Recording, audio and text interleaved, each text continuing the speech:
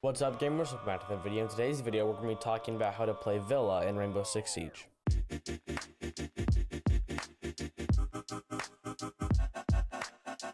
Before we go any further, the links to my Twitch and Twitter in the description below, so make sure you go check those out.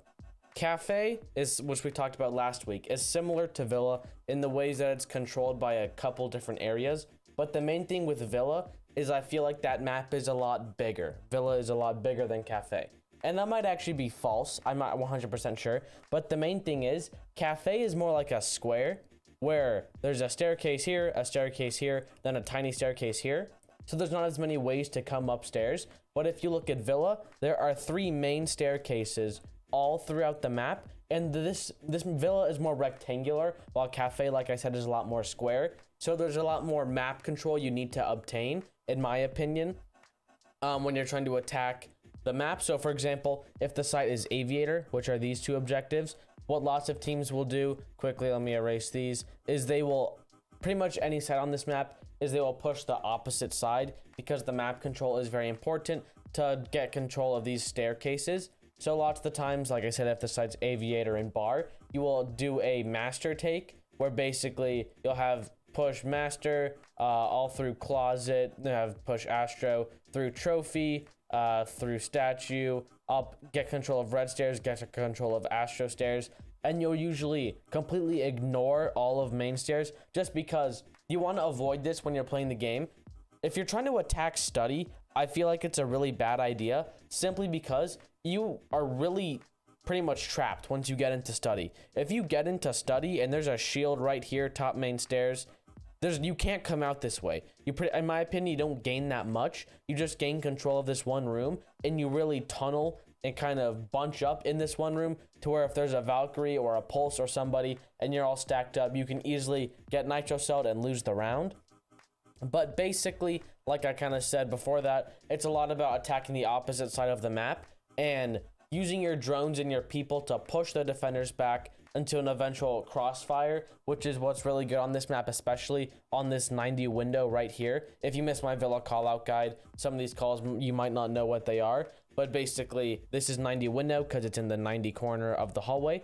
But basically, that's kind of like how you would want to attack any map, but especially Villa. I feel like Villa is primarily controlled by a few areas. The main one is basically, well, the main side of the map is probably this master side, which is this side over here, mainly because when you're attacking Aviator, you attack from master side. You can attack statue and trophy or deer from master side, unlike being able to attack from statue side.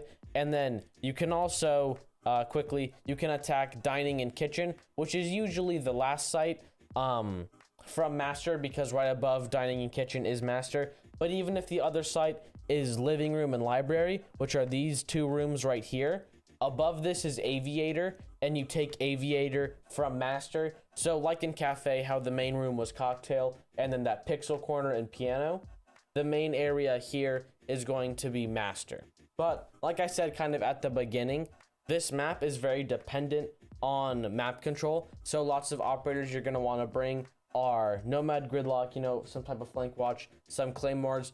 Drones are really important, and this map is pretty utility heavy because you are pushing the defenders and there's lots of hallways. This is one of the tougher maps to entry on if you're trying to be the first one in the building, because if you look around here, there's lots of these long hallways that defenders can easily hide behind. Or let's say you're trying to attack this long hallway. There can be a defender sitting right here. Your drone has to come all the way down this hallway. Takes like 15-20 seconds before your player top main can safely know they can swing this corner and have nobody here. So it just takes a lot of time. And then same thing with this hallway, and then even this area, and there's lots of areas to hide behind the desk, in the bathtub, behind like this little fox thing. So there's lots of areas to check, lots of long hallways, which makes it one of the more defender-sided maps in the game. And then paired with the utility, which basically just like on Cafe, it's lots of shields, especially in this long hallway, because you can hide lots of ADSs and Wamai magnets all over these arches. You have a shield here watching towards 90, or even one in 90 with ADS here or here or here, and then Wamai magnets all over the place.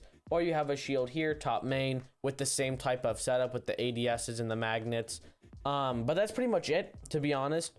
This map is very defender sided. The operators you really want to be bringing are probably for hard breach. Lots of this hard breach I recommend from doing farther away, so either Ace or Hibana, simply because a really good operator on this map is Pulse, because lots of the floors, and Valkyrie, because lots of the floors are soft.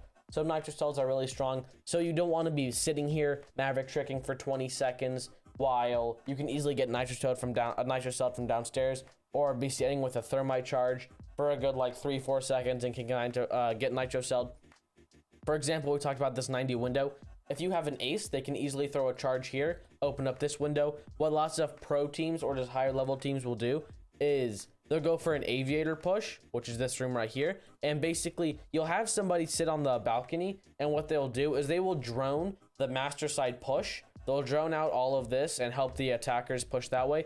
But then they will open up this wall right here and get that line of sight into vault and get that line of sight into the rotate, so the defenders can't really play this objective too much. And then you eventually have your other attackers try and clear the shields, try and clear all that other utility, and then you go for a plant, usually on the vault door or in the corner or on the bomb, pretty much anywhere in that site.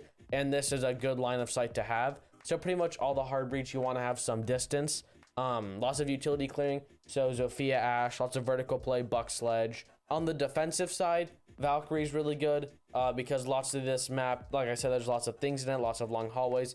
So that makes Valkyrie really good for being able to get lots of intel with 1 or 2 really well placed cams. Maestro's good, again, for the intel, same with Echo. Mira's really strong. Mozzie and Mute are really good. Any drone denial, even a Vigil, because like this long hallway, if you're trying to drone, okay, let me not do that because I'm bad drawing lines. If you're trying to drone this huge hallway, right? And there's a mute jammer. Let's say there's a mute jammer right here. Maybe a Mozzie Pest halfway down. Maybe another one over here. And there's a Vigil who can be hiding anywhere in this entire area or be the floor below. It's very hard to clear that as an attacker. So pretty much utility operators, so like Wamai, Jaeger, intel operators like Maestro, Valkyrie, Mira, and then drone denial like Vigil, Mozzie, Mute, and even Nitro Cells. Pulse is really strong, especially for kitchen.